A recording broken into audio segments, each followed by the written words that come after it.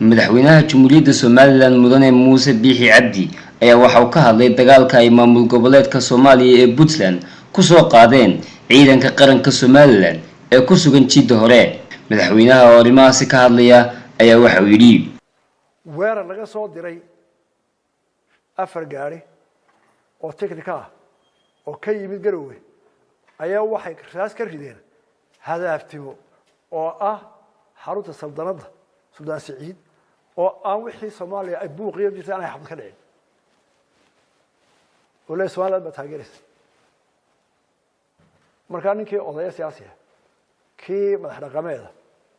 kii wax garada ee Soomaaliya baan ama loo hanjabaya ama waxa loo dibad gasho wax ka daalu geenay ama lagu dilay xamba maaha hospital isugu sheegay idaacada soo furtay oo habeen hore ka dhigsanaysa Garowe hebel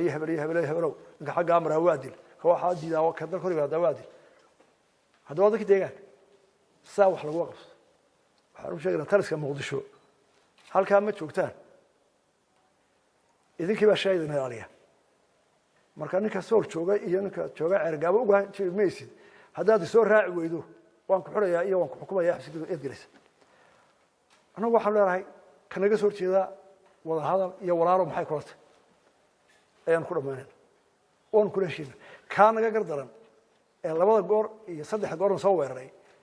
ee 15 kilomitir soo duulay aanu leeyahay war walaalo rag hadda leen war walaalo colaad jooji maxaa tabanaysa miir qaban ku hadal waxaan ku soo koobaya oo caalamka uu sheegaya Soomaaliland uu sheegaya haddana Soomaaliland ay marka hore duulimaad maanahin kuma duulayno cidna Garowe warigeeyo colaad ku tagayna nabadii barwaaqo mooyaane ya kaleeda marihin Soomaaliya ka tirsan tahay waa federaalka steedka Soomaaliya ixtiraam baan u haynaa horumarkeedana jecelahay dadkooda walaalnimo iyo wax naga dhaxeeyo wanaag kuma soo duulin Garowe lagu soo socdo kuma soo socno Garowe ma tagayno qofna wax yeerimayna Soomaaliya oo ama reer Muduga ama reer Baydhabo ama reer midna colaad ma hayno waxa la isku hayaa ee Soomaaliya hore u tagtay waa siyaasi tiisi gabay oo dadkiisii dhibay oo anagana doonay inuu soo gaaro kana ma aqbalan noogu ma Soomaaliya laba maanta xaalada joogta ciidanka iyagu halku 8 January digi uu taagay ma dhaafayo cid walba u sheegayna inta noo dhiman wada hadal baan ku gelinaa war maxaa diidantii ma leh qasbi mayno qofka naga soo horjeeda inaan ku qasabno xabad inuu raayay qaato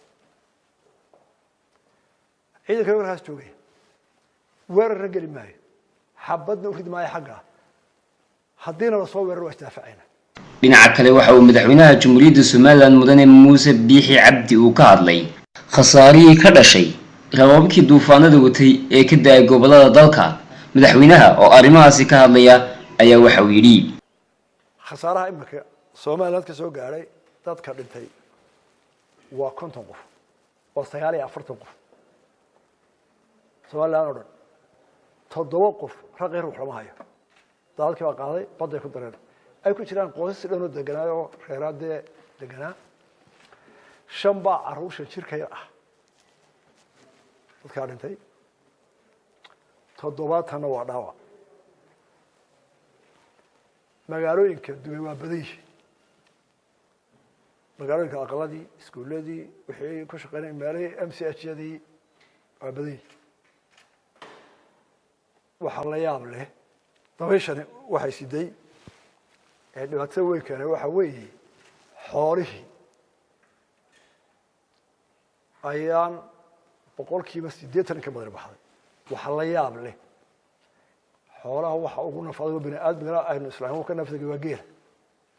geeli xiraysnaa halkiisa ku waqti kii daaqay ee markaa dibadda joogay dibadda ku gashay soo la xireyna neef waliba halkiisa ku waqti awrtii dabranayd awrka Afrika jirka ah ee la raamay Imaraara dameeru ma ka nafaday xoolaha awrka waxa inta dheer waxa go'an dhammaan jidkii ka dhacayay buuraha ee xeebta u dhacayay hadiyo jeer weynu qaanayo wadada ka dhacda buuro dhammi waa ciriri waa wada khatar marka roodikeenu ma dhisma waa jidcadde kuna waa biyo mareen marka imika waxa dhiba gaari aan la cruiser ahayn sidoo u gaaro meelaha qaarkood waxa jira raashin baxay mid ay iska ururiyeen guddiga abaaraha awdal oo ay hore u hayeen kaydira hayeen iyo kuwa halka laga direeba wixii aanay helicopter qaadin weli dhexda ku jira u gaar karay weli waa lug haya geerisa iyo xariiradu waxay jiraan 120 inta u dhaxaysa weli lama gelin warar kaymanayna waxa weey dadku waa fiyoyahay laakiin xoolo waa ku dhamaaday jeedkana waa go'ay dawga quraana maraya waa ka dhaadhay axadka mara ee xariir mara Cabdulqaadir mara iyo kan bulaxaare sakada ka wareego oo isla dhib badan oo booyadii halka ka tagteen lagu dhaamiyo awdal ruuxaya ay ku jirtay 8 saacadood oo kulbala ku soo ugu jiiday noqotay Cabdirasaaq Axmed Cabdiraxmaan telefishinka madaxa banaan ee Somaliland Space Channel magaalada Hargeysa.